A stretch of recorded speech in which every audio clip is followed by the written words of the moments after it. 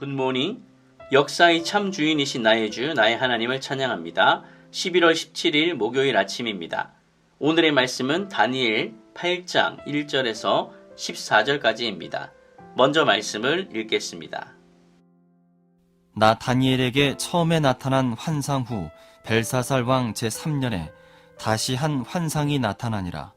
내가 환상을 보았는데 내가 그것을 볼 때 내 몸은 엘람 지방 수산성에 있었고 내가 환상을 보기는 을레 강변에서이니라.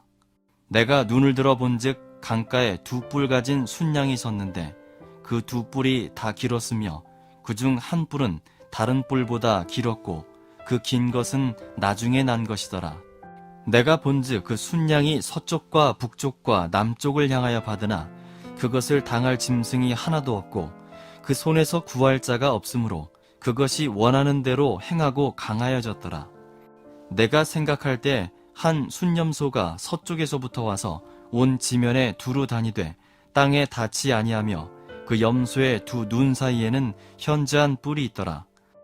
그것이 두 뿔 가진 순양 곧 내가 본 바 강가에 섰던 양에게로 나아가되 분노한 힘으로 그것에게로 달려가더니 내가 본즉 그것이 순양에게로 가까이 나아가서는 더욱 성내어 그 순양을 쳐서 그 두 뿔을 꺾으나 순양에게는 그것을 대적할 힘이 없으므로 그것이 순양을 땅에 엎드러뜨리고 짓밟았으나 순양을 그 손에서 벗어나게 할 자가 없었더라.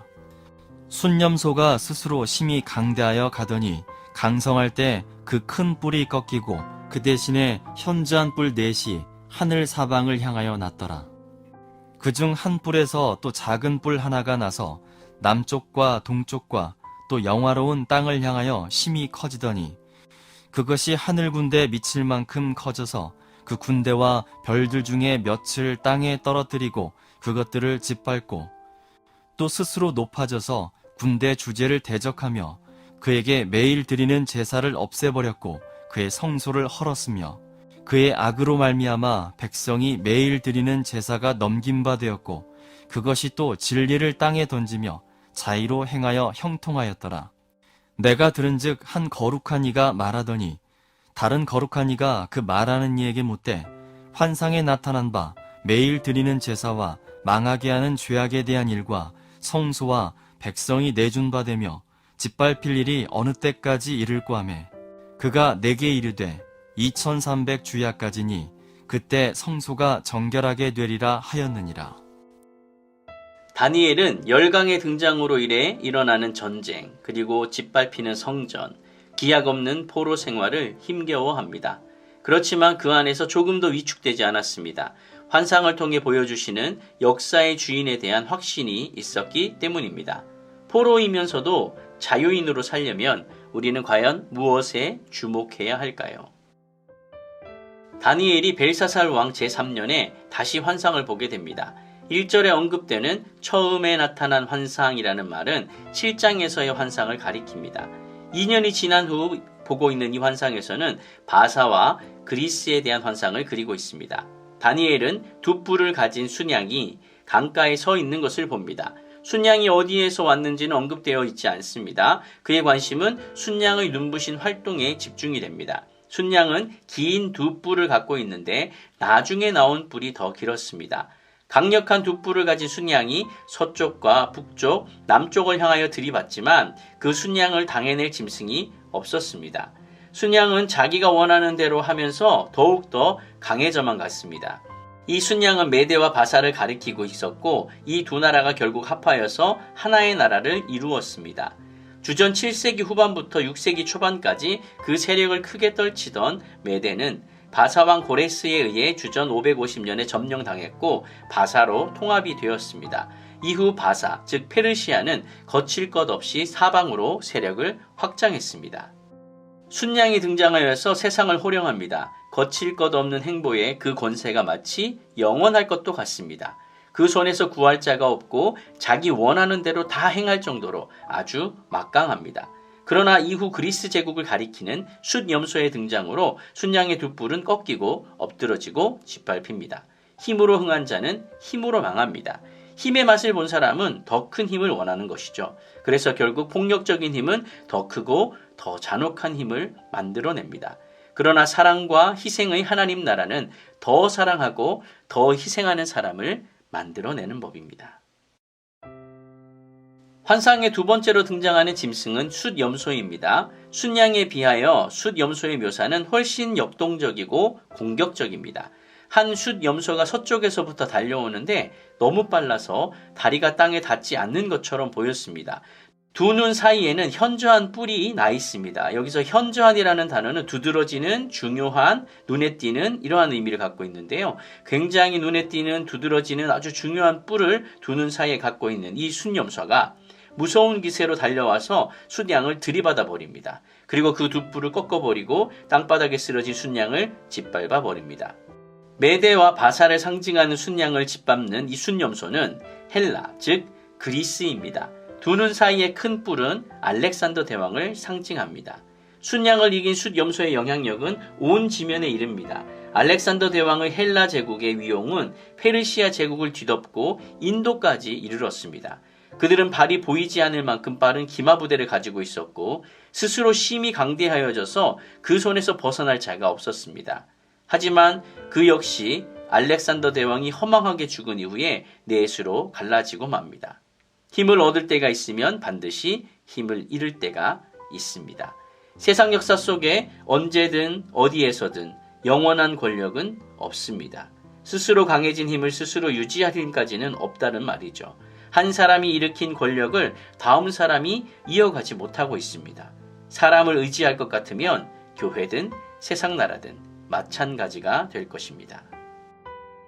숫염소의 힘이 더욱 커져 정점에 도달했을 때 그 큰 뿔이 예기치 않게 꺾여버리고 그 자리에 4개의 뿔이 하늘 사방을 향하여 나옵니다.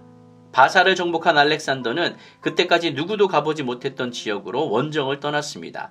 북쪽으로는 힌두쿠시 산맥을 넘어 약사르테스까지, 동쪽으로는 펀잡 지방까지, 남쪽으로는 인도양까지 가는 대단한 업적을 이루지만 그의 통치는 단명으로 끝났습니다.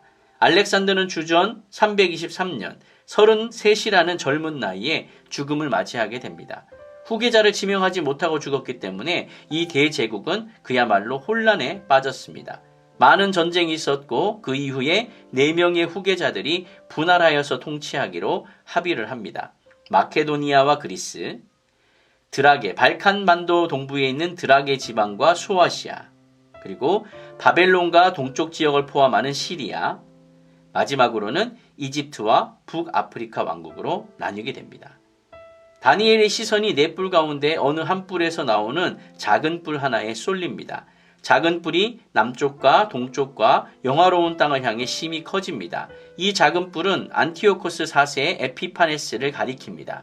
또한 영화로운 땅은 예루살렘 또는 유다를 가리키는 말이죠. 이 안티오코스 4세는 알렉산더 대왕의 분할된 제국의 4지역 중에 시리아 지역을 다스렸던 셀류크스 왕조의 왕입니다. 그는 자신의 이름을 데오스 안티오쿠스 에피파네스라는 이름으로 불렀습니다. 무슨 뜻이냐 하면 안티오쿠스, 빛나는 신이라는 뜻입니다.